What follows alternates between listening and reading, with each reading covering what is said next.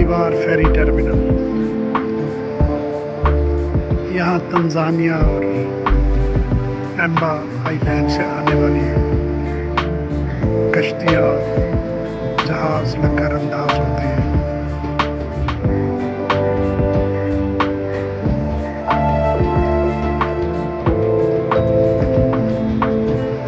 ज़ंजीबार फेरी terminal, ज़ंजीबार फेरी terminal और उसके साथ ही ये सुल्तान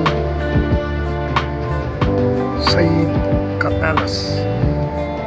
ज़ंजीबार के तमाम सलातीन इस महल में रहा करते थे, अब उसका ये हाल है।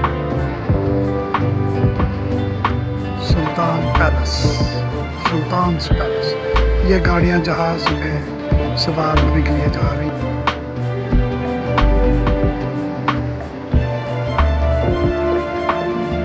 बहरे हिंद,